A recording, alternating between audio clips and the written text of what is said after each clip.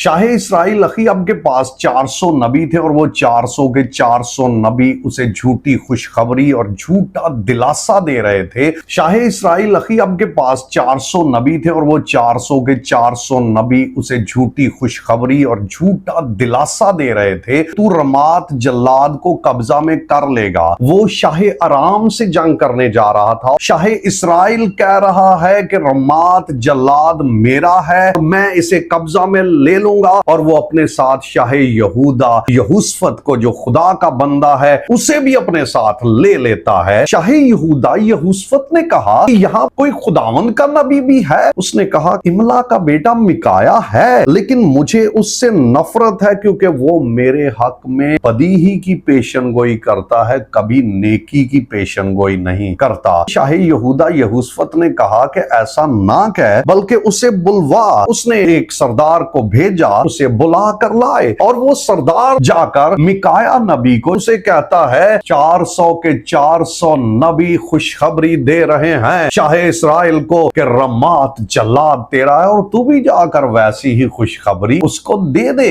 جب وہ گیا اس نے کہا خداوند کی حیات کی قسم جو کچھ خداوند مجھے کہے گا میں وہی کہوں گا۔ جب وہ گیا تو شاہ اسرائیل نے کہا میں شاہ ارام سے لڑنے کو جا رہا ہوں تو کیا میں جاؤں؟ اس نے کہا کہ ہاں تو جا اور تو کامیاب ہوگا۔ اسے کہا گیا تھا جو کچھ نبی کہہ رہے ہیں تو بھی وہی کہہ دے۔ شاہ اسرائیل کہتا ہے نہیں تیرے پاس کوئی اور بات ہے، مجھے وہ بات بتا دے جو تیرے پاس موجود ہے۔ اس نے کہا اگر تو پوچھنا چاہتا ہے میں تجھے بتاتا ہوں۔ تب اس نے کہا میں نے سارے اسرائیل کو ان بھیڑوں کی مانند جن کا کوئی چوپان نہیں پہاڑوں پر پرا گندا دیکھا، اور خداوند نے فرمایا ہے ان کا کوئی مالک نہیں ہے، اس لیے تیرے لیے واجب یہی ہے کہ تو واپس مڑ جا کیونکہ میں نے ایسی رویا دیکھی ہے۔ شاہ اسرائیل نے شاہ یہودا یہوشفت سے کہا میں نے تجھے پہلے ہی کہا تھا کہ اس نے کبھی نیکی کی پیش گوئی میرے لیے نہیں کی۔ جب 400 نبی خوشخبری دے رہے ہیں تو پھر میں جنگ کے لیے جاؤں گا اور مجھے فتح ہوگی۔ مکایا کی بات کا میں یقین نہیں کرتا۔ تب مکایا نے کہا اب تو خداوند کا سخن سن لے۔ میں نے خداوند کو اپنے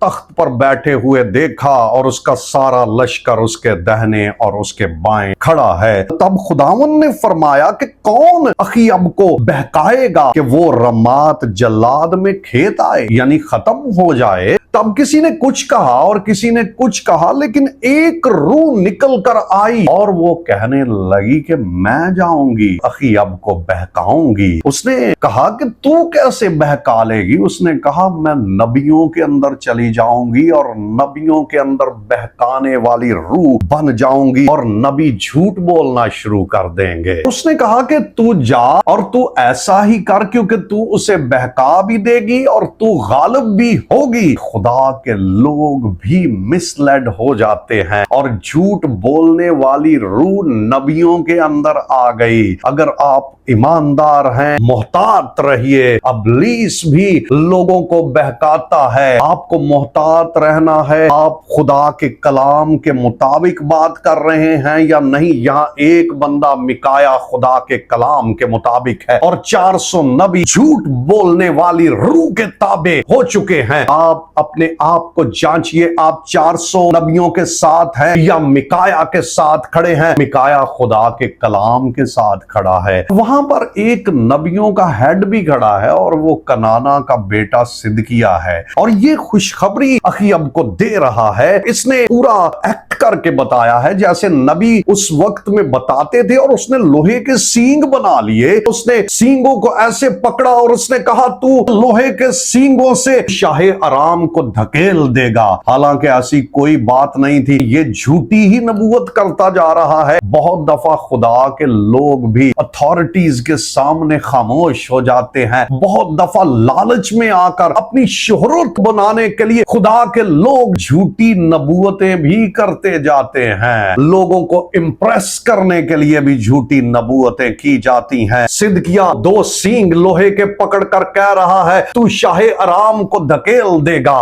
صدقیہ اٹھ کر مکایا کے پاس آیا، صدقیہ نے مکایا کے تھپڑ مارا۔ اس نے کہا خداوند کی روح مجھ میں سے نکل کر تیرے اوپر کیسے آ گئی؟ وہ بتا رہا ہے میں خدا کے روح سے بھرا ہوا ہوں۔ اخی اب نہایت غصے میں تھا، اس نے کہا کہ مکایا کو پکڑو اور اس کو قید खाना में डाल दो। अखीअब ने कहा कि इसको मुसीबत की रोटी खिलाना और मुसीबत का पानी पिलाना, जब तक मैं वापस ना आऊं कैद खाना के अंदर ही रखना। मिकाया ने उसे भी जवाब दिया। मिकाया ने कहा, अगर तू सलामत लौट कर वापस आ गया तो जान लेना कि मेरे साथ खुदा ने कभी कलाम ही नहीं किया। अखीअब ने अपना भेष बदल लिया और अखीअब को यह था, कोई मुझे पहचान नहीं सकेगा, मैं मर नहीं सकता। और अखीअब ने मेटालिक लिबास पहना हुआ था, वो लोहे का सारा लिबास है, उसके सर के ऊपर, उसकी बॉडी के ऊपर, उसके ऊपर कोई तीर भी असर नहीं कर सकता था, कोई तलवार उसके ऊपर असर नहीं कर सकती थी। उसने शाही यहूदा को कहा, तू शाही लिबास पहने रख, तू बादशाह फील होगा, जो आराम का बादशाह है। उसने अपने जंगजू थे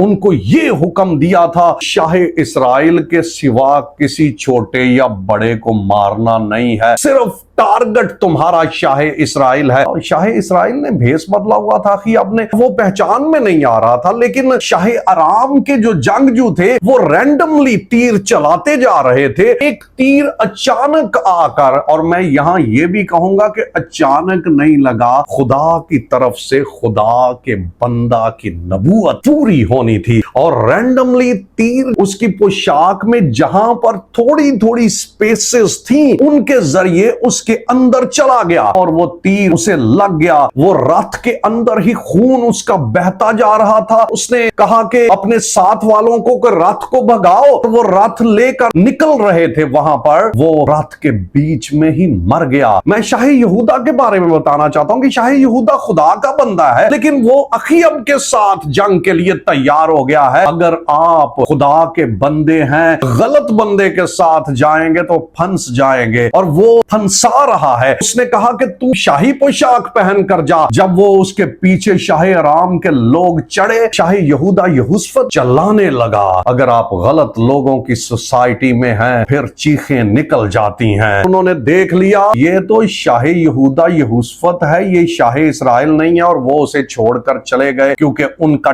टारगेट अखीअब था। उन्होंने अखीअब को मार दिया। मिकाया की नबूवत साबित हुई। 400 नबी बाशमूल सिद्ध किया जो कनाना का बेटा है, उनकी नबूवत खत्म हो गई। ऐसी नबूवतें जो सेल्फ से की जाती हैं, ऐसी नबूवतें जो जिस्मानी तौर पर की जाती हैं, कभी पूरी नहीं होती। अखीअब रथ के बीच में ही मर गया और वो रथ को लेकर सामरिया में चले गए और सामरिया के तालाब में जाकर उस रथ को धोया।